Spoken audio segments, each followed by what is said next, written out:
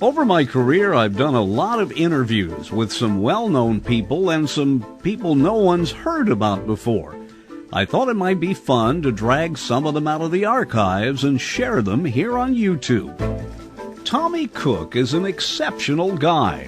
He was everywhere in the later days of old-time radio and early television and became a driving force in women's tennis. He was apparently quite a theatrical little kid growing up in Minnesota, but doesn't really remember it.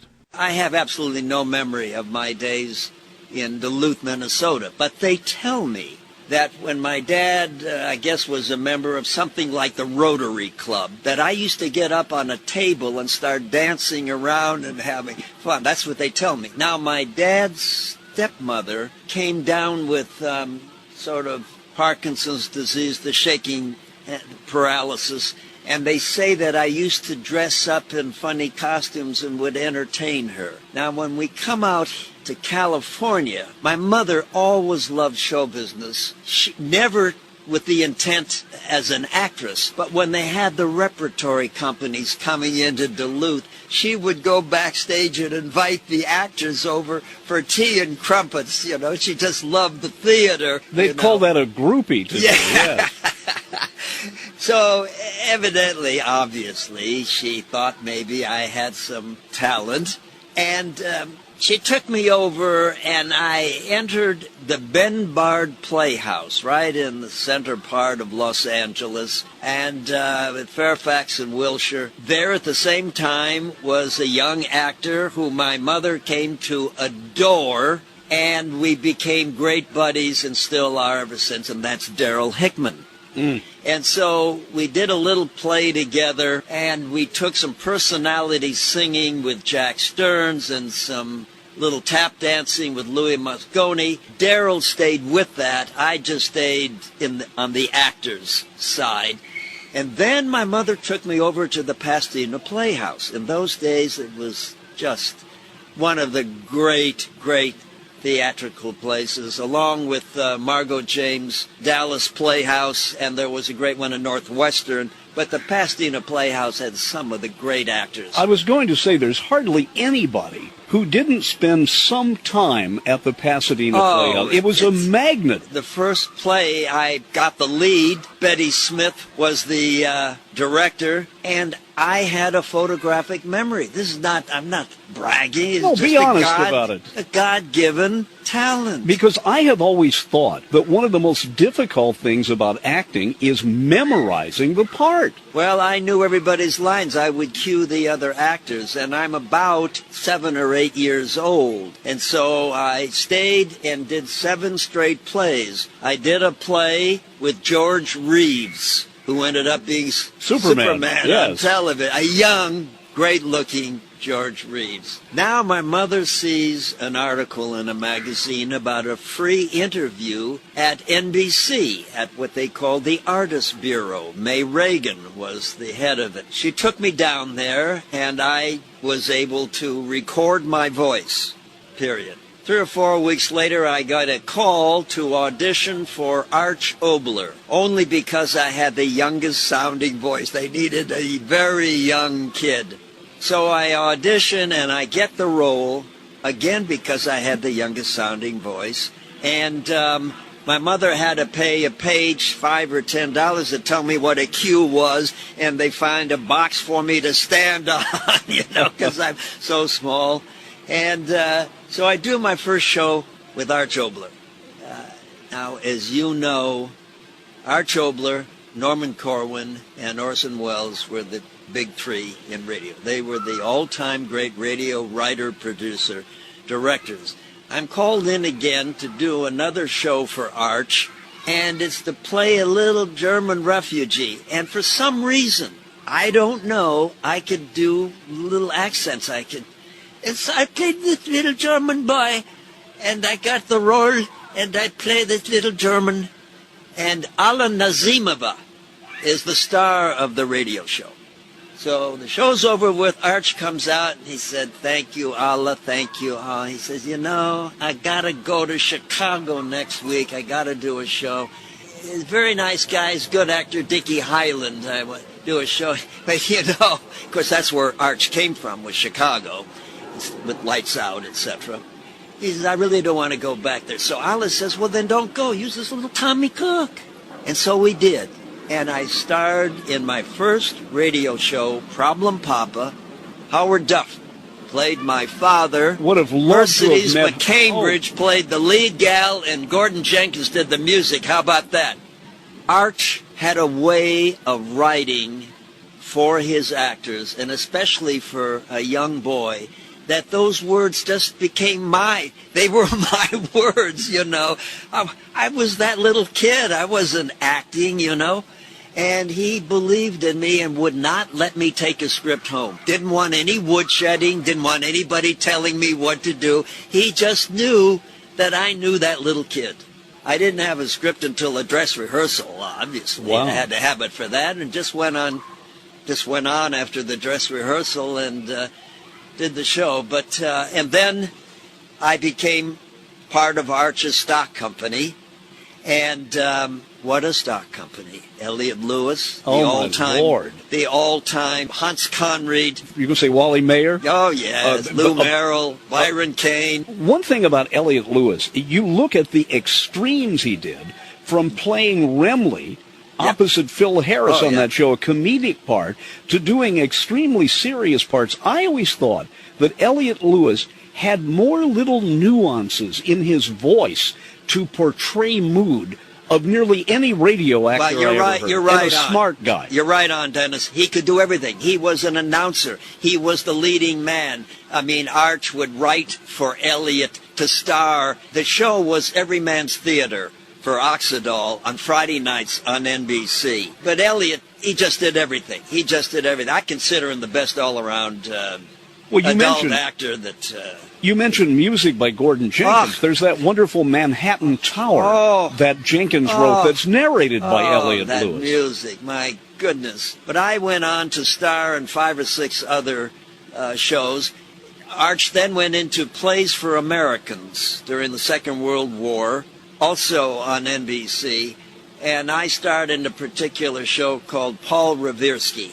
I played a kid who tries to get into the Marines and then the Navy and then the Air Force, and nobody would take him in. And he just, because his father told him that America was in deep trouble and that everybody had to do their part. And so he ends up in a park and he starts talking to Hans Conried, who's a conscientious objector who gets a notice that he's being drafted. And he's telling this little Paul he doesn't have anything against anybody in the world, and why should he have to go and fight? And I said, well, then give me that letter. I want to go in. Give me that letter, please. And he sees how sincere I am, and he said, son, just go home. Just go home. I need this letter. I have to go and check in. And so the little kid goes home and he tells his dad, he says, I tried, Dad, I tried. And nobody would let me in. Gee whiz. And the music, Gordon Jenkins' music comes in. But it was so beautifully written. Well, see, I think of Arch Oboler, of doing scary stuff. Yeah, well, I'm happy to learn that he was such an eclectic writer. Oh, he was brilliant. Even, a year or two before Norman Corwin died, I did, when I was around 13 or 14, one of his classic radio shows was My Client Curly. I played a little kid in that who had that little caterpillar, Curly, and I ended up, just a couple of months ago, playing the manager. You went full circle on that. Cary Grant, it turned into a movie. Cary Grant played the manager. It was miscast. Norman said, at a radio convention that we have each year here in the Los Angeles area, Norman Corwin was with us, and we had a special lunch honoring him, or a special breakfast on Sunday morning. And he said, in my earlier years, I never had a chance to listen to some of the great writers and producers, I never realized how good Arch Oboler was. Wow. Wasn't that nice? Tommy, because he was the poet laureate of radio, Norman Corwin. Well, I feel so fortunate. Here I am, a junior in college, 1967, Indiana University. And the professor of broadcasting, Leroy Bannerman, says, and this is summertime, he said, we've got a guest teacher who's going to stay with us for a couple of months. Oh. And it was Corwin. Oh, my God. And I got to know Norman when I was in college, and I remember they played the On a Note of Triumph, which was narrated by Martin Gable, and everybody and his brother was in it, and original music by Bernard Herrmann. Yes. And I'm listening to this, and I'm starting to sob. And Corwin looks over and says, "Young man, that's the nicest compliment I ever got." Yeah. And, he died about 10 days before we did My Client Curly, the end of last year when I played the manager. And he wanted, because I told him the year or two before, I said, Norman, I worked with you, and I played the little kid when I was 13. I said, I got to play the manager. I've got to do it. And he remembered, and he wanted to do some rewriting, and he died. His brother, he died at 101. His brother was 105 or 106 and died, and completely devastated Norman. He gave up. His father lived to be 110. Oh, I called Norman on his 100th birthday, and I said, Norman, if you remember, I accidentally walked off with a book from the IU library. It was 13 by Corwin, one of his summer series. Oh, my goodness. And I had him autograph it. And I said, I want to mail it to you to autograph it again on your 100th birthday. So I shipped it to him with a box, and it got lost somewhere. And, of course, now, how would I ever find it? So somebody out there has got my autographed book. Tommy, one of the things we have lost, and I'm sure you ache thinking about this, is the power of language. I mean, you listen to Corwin, some of the things he wrote. There's one thing in A Note of Victory where he said the people rose, talking about the Blitz bombing of London, rose from their body-warmed beds to a smelly shelter, and in some postal code the bomb, and then he said, and the little boy, his left leg in tatters, tries to find his mother, and he will never do it. And you just sit there and go, this is radio we're listening to. Well, in the golden days of radio, getting into the comedy area, those writers of comedy have never been touched. Their material for the Bob Hope Show, the Edgar Bergen Show, the Red Skelton, all the great comedy shows, Burns and Allen, those writers, Jack Benny, of course, those writers were so fabulous. Their stuff is just as current today as it ever was. There are no writers today that are any better. No, Don Quinn, who wrote most of Fibber, McGee, and Molly. Sure. I listen to those shows, and except for a reference to ration coupons or something today, they are as funny now as they were 70 years ago. Well, I played Junior in The Life of Riley with William Bendix, NBC, for 3 or 4 years. And Irving Brecker created the show. He was also a writer, was nominated for an Academy Award in films at MGM. And Alan Lipscott, some of those writers in The Life of Riley, they were just brilliant. Their material still stands today. And The Blondie Show, I was Alexander on The Blondie Show with Arthur Lake and Penny Singleton, and those writers were great. Tommy, let me ask you something, and maybe you're the best person to ask this. You see one of the modern-day shows, and I don't watch television at all, but I remember reading a thing where the people in Seinfeld got $1 million an episode.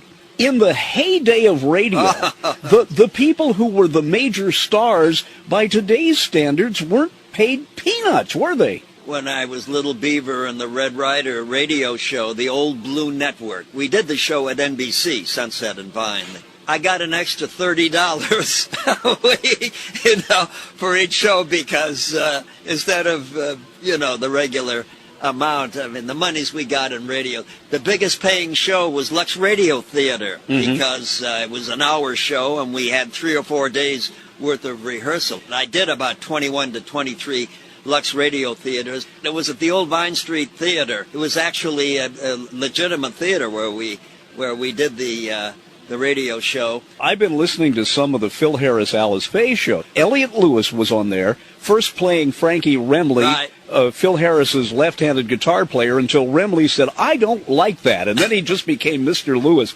The incredible Walter Tetley. Walter was a great young actor. There are fabulous stories about him as to what his real age was. They say there's stories that his mother did something anatomically. Yes, I heard that too. But he was for the Gildersleeve show or he was terrific. Most people only remember him as Sherman opposite Mr. Peabody on the J. Ward Fractured Fairy Tale. Well, he didn't really look like a young kid. No, and he never grew up, but he had he had the acting skills of an adult. He was a natural. And the voice of a child. Yeah, he was a natural.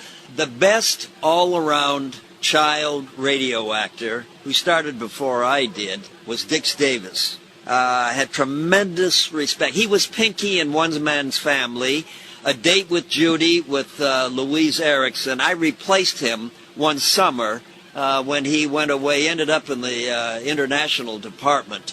But I had such respect for Dix. I've always considered myself, let's put it this way, nobody was a better dramatic radio actor as a child than I was. But Dix was brilliant, and he could do it all. I was good doing the comedy role, replacing Dix Davis, but I was not Dix Davis. He had that role lassoed, and again, I had tremendous respect for Dix. What was the pressure like in live radio and later live television when you knew every Wednesday night or every Sunday afternoon or whatever at a specific time you had to be there no matter how you felt? And I can hear or find in my collection of old-time radio fewer than half a dozen of times where the actor wasn't there. I know that there was one time when Jim Jordan, who played Fibber McGee, got pneumonia. And they said he was sick. The character was sick. Yeah. It must have been incredible pressure, but you had the adrenaline going. Well, remember, I was a very young kid, and when you don't realize all the... You don't know what pressure is yeah, yet. With Little Beaver and in the Red Ryder show, it was Tuesday, Thursdays, and Saturdays for Langendorf Bread. It was not a national radio show. It was a regional show, just on the western part of the United States. I would skip school, get out of school, and take buses and get there for the rehearsal. And then we would go to the Brown Derby, which is there, one of the historic restaurants, or Abe Lyman's across the street, where Carlton E. Morris used to spend all his lunchtime there. Probably the fourth great writer in radio. Yeah. Conrad Binion and Dix were the young kids on One Man's Family. I never did One Man's Family, but I did a whole session of I Love a Mystery. I remember doing one of the top shows with Mercedes McCambridge. Mercedes was the #1 woman who worked with Arch. Arch devoured her. I mean, he just, people don't realize how great she was. My mother was very close to her because when she was young and working with Arch, she had a drinking problem, and my mother used to try to console her and stuff. But let me tell you, Mercedes was so wound up in her characters that I remember her starring in one show where she took that script and pressed it against her chest and just worked with that actor on the other side of the mic like she was on Broadway doing a play. I mean, that was Mercedes. Well, nobody was any better. And look, we had Mary Jane Croft and Lorene Tuttle, two of the all-time great actresses in radio, but Mercedes was Arch's favorite. I have heard how tight Agnes Moorehead would get. From the Orson Welles right, Mercury she was there Theaters. at the beginning. When you mentioned earlier that having the routine of having to show up week after week, on a particular series. On Saturdays, playing Little Beaver in the Red Ryder Show, I had a routine where at noontime I would either hitchhike or take buses to Hollywood and Vine. They had a Western theater called the Hitching Post. And I would go and watch all the old-time great Westerns, Hopalong, Cassidy, all the greats, and then look at my watch, and I'd run all the way down 4 blocks to NBC and get there just in time for the 3 o'clock rehearsal. One night, we finished dress rehearsal, and it's 4 or 5 minutes before we go on the air at 7:30. I go to the restroom, and I start fooling around like a little jerk, and I'm standing on my head and stuff, and all of a sudden I forget about the time. Oh, my God! Oh! And I rush back, and I rush through the doors, and from out of the West comes America's famous fighting cowboy. Come on, Thunder! And Mercedes McCambridge is on the show, and she says, "Get him up, Papoose!" Playing Little Beaver. Yeah. Well, the great Fred Foy, who died just a few years ago, told me that the fellow who played Tonto through the entire run, John Todd, was an aging Shakespearean actor. Really? Yeah. And he would fall asleep occasionally. Oh, my gosh. And there are scenes where Brace Beamer would do a soliloquy. He would say, "Now, Tonto, I know you'll agree with me when I tell you," and he would ad-lib. Here you are, the star of a West Coast show, you're Little Beaver, the American Indian kid, and you're hitchhiking to work. That's inconceivable. Yeah, taking buses from school. What did your classmates think? Did they listen to the show? That was fine. I had problem when I was still doing a lot of child radio. When I first went to high school, L.A. high school, I had Spanish, and I was pretty good. And I found out that my teacher was giving me Fs because I was always leaving her room early to take a bus to go to Sunset and Vine. My mother went over to L.A. High and went to the principal and said, "That isn't right. My son has gotten top grades on his tests, and how can she do that?"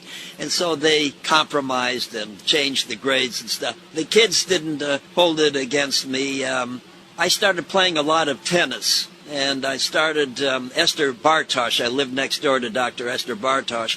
She helped Bobby Riggs when he was a young teenager and coached him and took care of him, gave him clothes and drove him to the junior tournaments and stuff. And I got started playing tennis and was on the team. I won the Southern California Scholastic Junior Championships at L.A. High School. And so there was some respect for me but there sports. Because I was number 1 in tennis at L.A. High School.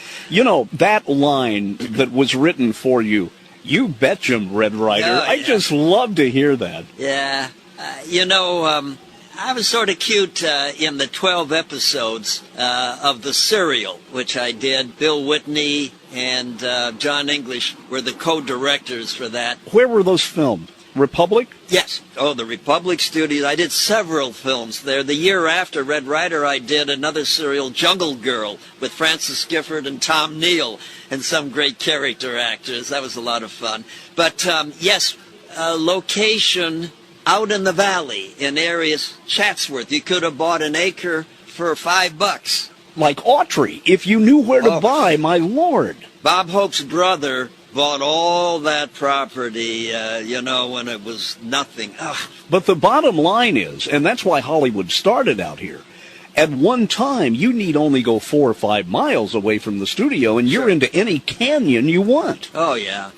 So Westerns were easy to film out here. Those were memorable days. Probably the happiest days in my life, especially with my mom and dad. You are so lucky that they lived to see you be a success. A lot of people can't say that. I had good parents. Doing the Red Ryder radio show, of course, when we finished 7:30, 8 o'clock, there was my mom and dad to pick me up and drive me home, and I used to sit in my mother's lap, and my father would drive home, and we would do that with all the Arch Oboler radio shows, and I think I gave my parents their happiest times. I had good parents. Bobby Blake, of course, was the second Little Beaver in the films. He did several films with Wild Bill Elliott. let's see, 1940, I was Little Beaver, and 42, 43, Robert Blake came aboard, and then the third Little Beaver was, they called him Little Brown Jug, Harold Reynolds, and he was a trick writer trying to become an actor. We were actors trying to stay on the horse, you know. Tommy Cook, you made the transition that a lot of child stars couldn't, to being a late teen and young actor. You were in some pretty decent movies, one of which I want to ask about, and that is Panic in the Streets, with Richard Widmark, the music by Alfred Newman. It has one of the best opening credit music. Barbara Bel Geddes was in that. Paul Douglas was in that. Filmed in New Orleans. Yeah, we shot it in New Orleans. Interesting you ask about that. I was the only person brought in from Hollywood. I didn't know Kazan, he didn't know me, but I had a sort of a short-term contract at Fox. Kazan used all his buddies from the Actors Studio, and I'm the only one from Hollywood. And I used to follow Kazan around and watching the way he would set up a scene, and then to the cinematographer he said, okay, we're going to go and start working on the scene. You do your lighting, everything. You call us when you're ready. Half hour later, he would call, and we'd come in and do the scene. And now we're all ready for the next scene because we've already been rehearsing. But let me tell you about Walter Jack Palance. He was a semi-pro boxer. He had some top bouts at St. Nicholas Arena in New York. He was also an understudy to Marlon Brando in Streetcar. Now it's his first film. A big, huge guy, and he's a hell of an athlete. And we're on this boat, what do we call it, a ship, harbored right there in the docks in New Orleans. And he goes up staff there to the top, and the director, Kazan, says, all right, cut. That's a print. And he says, Jack, you can come down now, because we're sending the stuntman up there, and he's going to get in a scuffle and stuff, and the stuntman does all that. And Palance says to Kazan, you got to be kidding. I climbed all the way up here. You're going to have a stuntman for me to do that physical work? What the hell do you think I am? And he wouldn't come down. He wouldn't come down. Well, you remember him doing the one-arm push-ups at the Academy Awards. How old was he then? And also, Zero Mostel was in that movie. Zero Mostel was fabulous. At the end of the film, we rented a hall at a Midtown hotel, and we all showed up, and Zero entertained all night. Tommy began his acting career in legitimate theater, but then because he lived in Los Angeles, where a lot of radio was being produced, he was tapped to do two very important things. He became Little Beaver, the sidekick to Red Ryder, on that amazingly popular show. And then the great mystery drama writer Arch Oboler discovered the young Tommy Kirk and asked him to join his radio ensemble company. But kids grow up. Eventually, Tommy would move into movies as a young man. But then the Korean War broke out. As we sat around a pool in Hollywood, Tommy continued his story. I go into the Marine Corps, and I'm in boot camp at Marine Recruit Depot at San Diego. Right at the end of the 8 or 10 weeks, we, for the first time, we get our greens on, and we're on the grounds marching, and the commander, the general there, salutes all of us, and I have tears in my eyes. I want to be a Congressional Medal of Honor. I'm really into it. You're gung-ho at that point. Yeah, I'm gung-ho. I'm a real jarhead. And I'm go now to Camp Pendleton, and I'm in infantry. There's a new division. And boy, I'm telling you, I'm only 5'7", but I was 150 pounds, and that M1 rifle was like a toothpick. I mean, I was in top shape. And at the last moment, before being sent over to Korea, it was during the Korean War, they switched me to Public Information Office, PIO, when they found out my background and stuff. And I started a national radio show called Marines in Review. They'd bring down ABC show, national show, they'd bring down the truck, and I played the Marine hero each week. I stayed stateside, And but when I got out of the Marine Corps, I started doing acting. I was co-starred in a Climax show that was a live show. We did The Champion. I played the Arthur Kennedy role, the brother to the champ. I starred in a couple of films. Did a film called Teenage Crime Wave for Sam Katzman at Columbia, and a couple of others. And then I went to New York. The Teenage Crime Wave opens up at the Pantages Theater at Hollywood and Vine, and it's second build. In those days, you had two films, the A film and the B film. Nick Adams. Remember Nick Adams? Oh, the rebel. Yeah. Sad life. I knew him when he was stock contracted at Warner Brothers. We used to go to all these crazy parties and, everything would happen. Died too young. He died too young. Anyway, he's there, and he sees the film. We come out, and he sees me. Hey, Tom, hey, Nick, what'd you think? And he says to me, boy, Tommy, you sure had a lot to do in it. I've never forgotten that line. It's not like saying you stunk or you were pretty good. He said, gee, you just had a lot to do in it.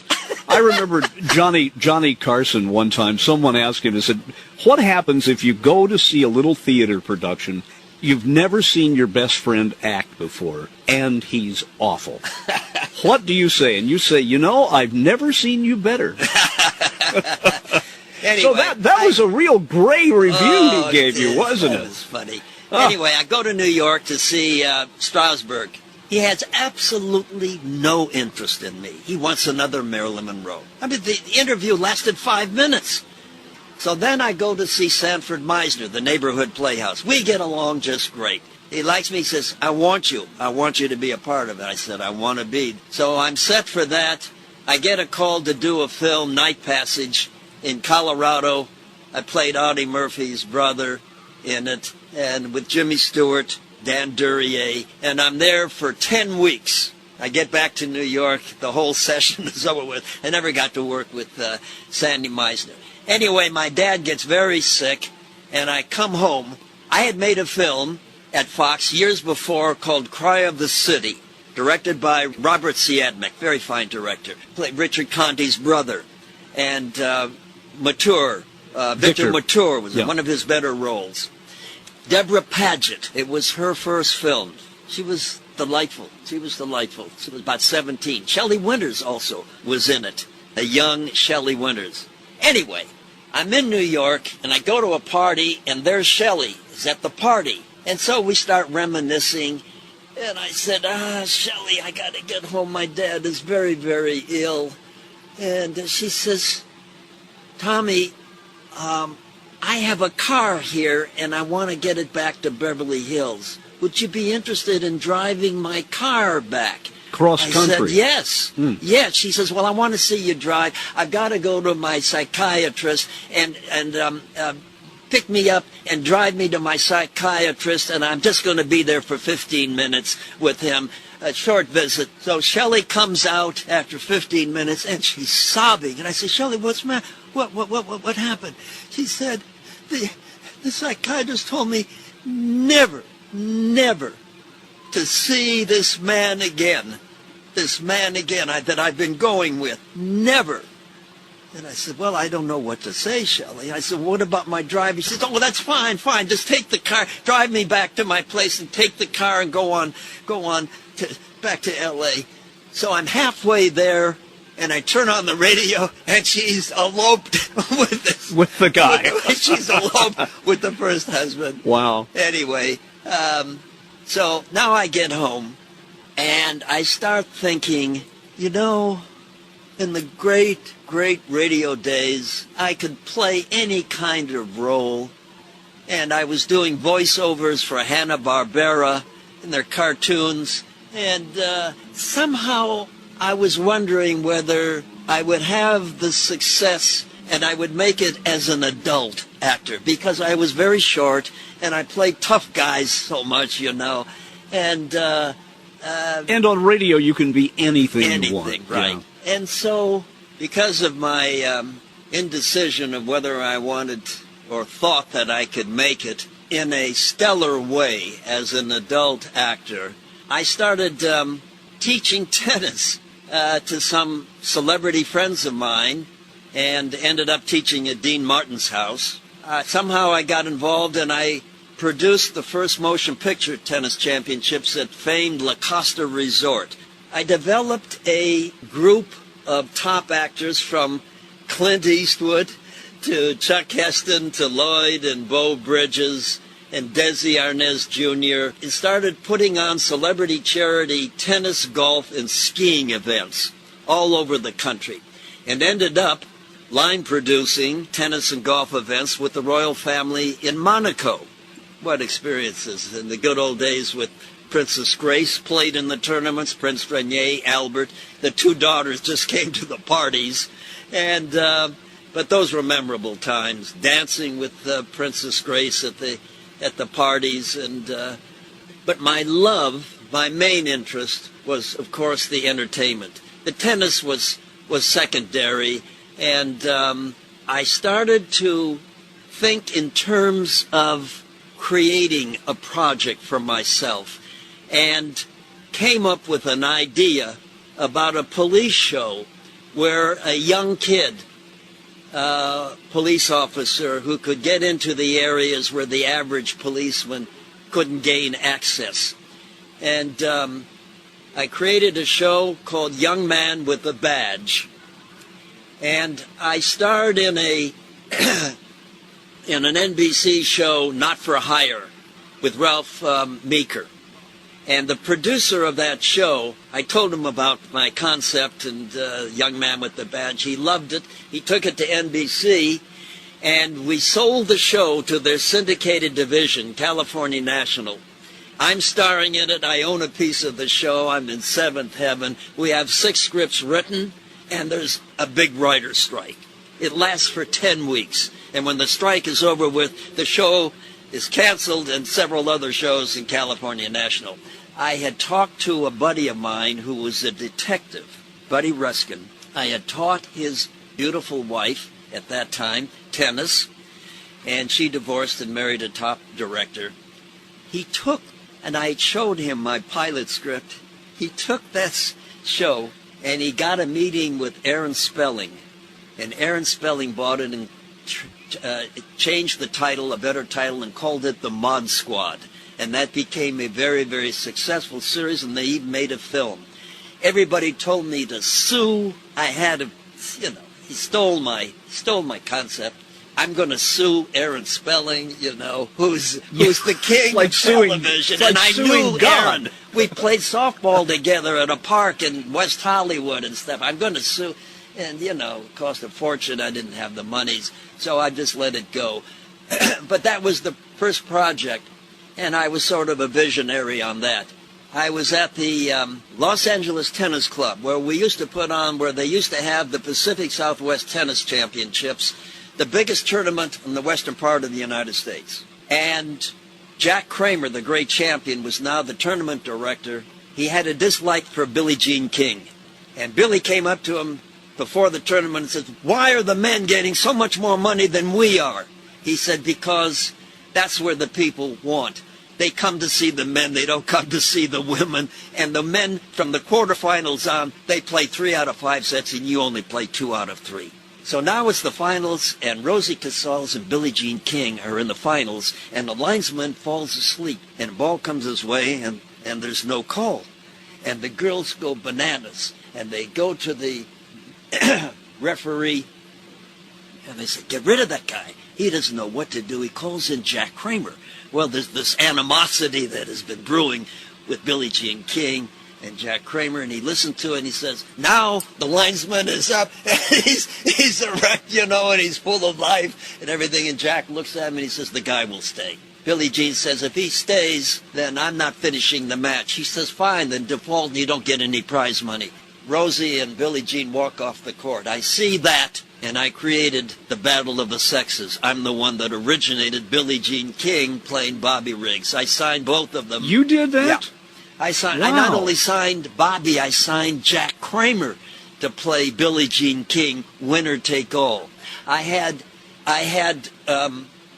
sponsor interest But when I went to the networks, they said, Mr. Cook, you're saying that you want a man to play a woman in a tennis match in prime time?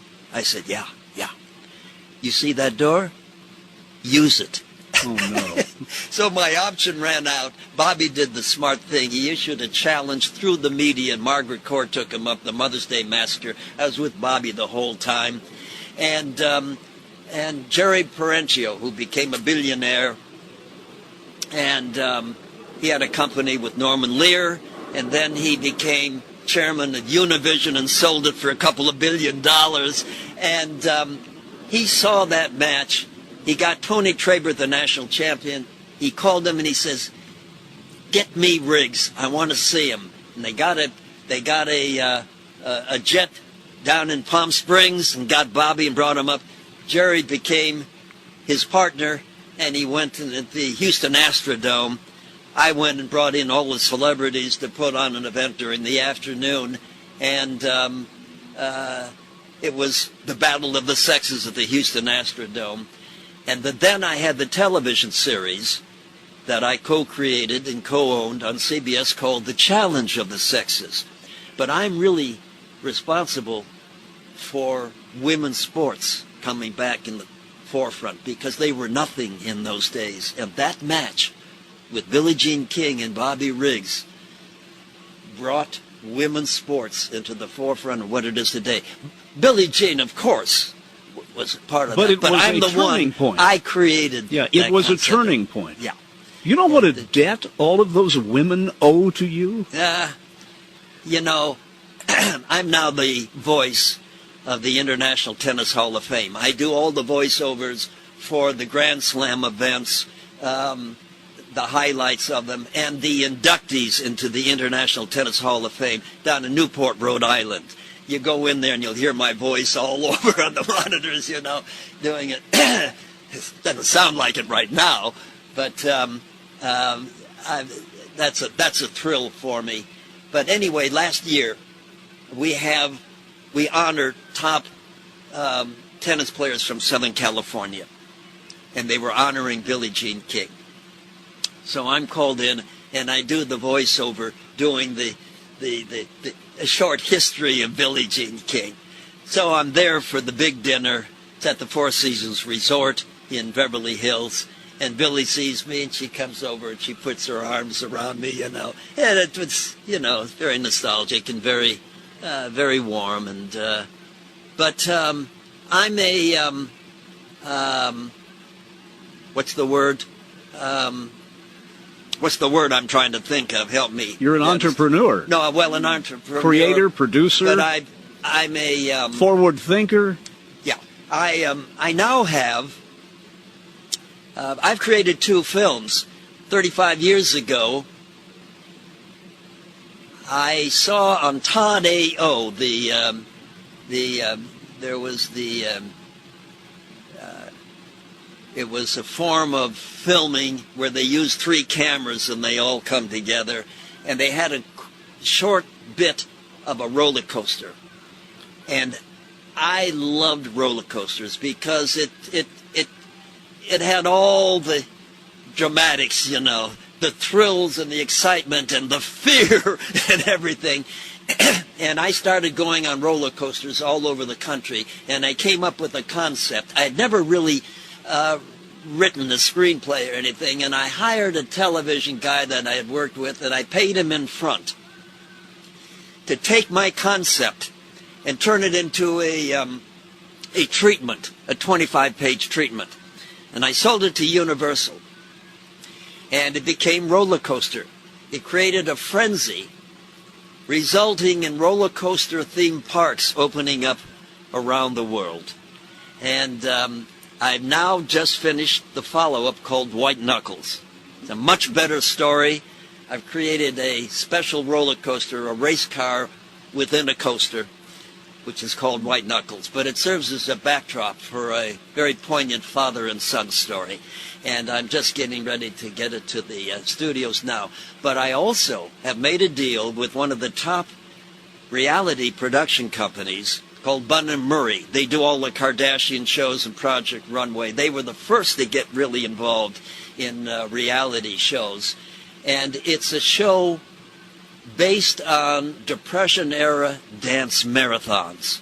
We've modernized it with all kinds of creative hooks, and it's a 4-day-a-night event. And they're crazy about it, and they're owned by a big conglomerate, French conglomerate, Banjay. And they're there now at the Cannes Film Festival. We're going to shoot a sizzle reel, as they call it, to take to the networks, doing a one-day of what happens with the dance marathon. But they're crazy about the show, and it has such possibilities for franchising all over the world. That's where they make their money. American Idol is in 110 countries.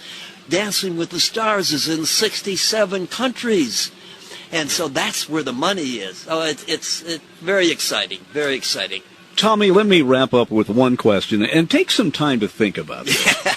You have done more in one lifetime than any 4 people here in Hollywood have done, in a lot of different media.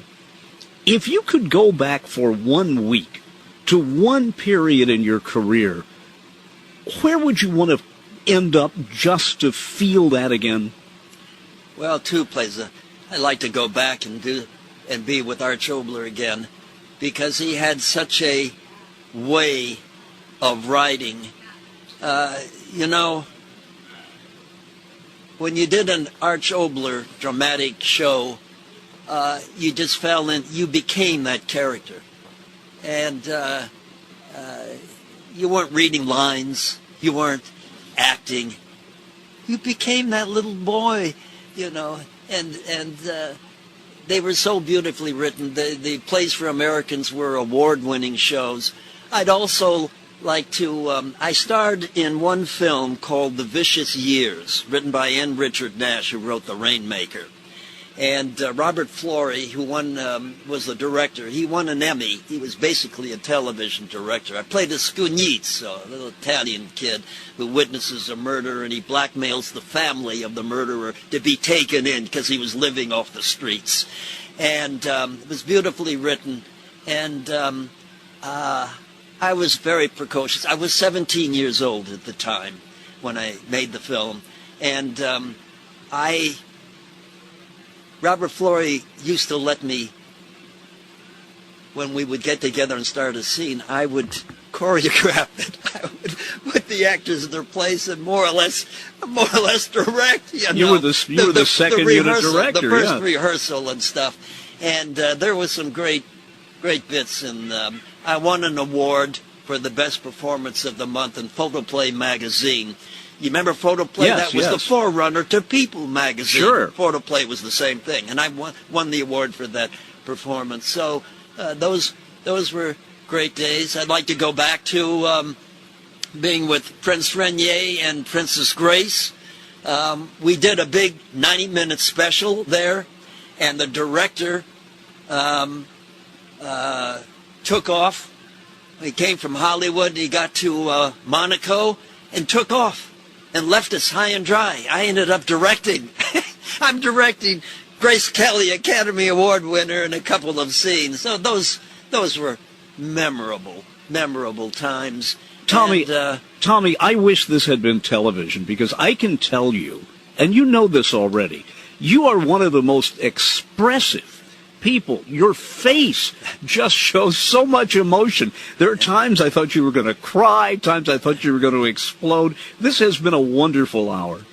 Well, I've enjoyed it. I thank you for considering me, and I can only wish you, Dennis, the best of luck in your shows on the internet and overseas. I've enjoyed it. So have I. Tommy Cook, thank you. Thank you. Hope you enjoyed that. Thanks for going back into the archives with me. I'm Dennis Daly. See you next time, right here on YouTube.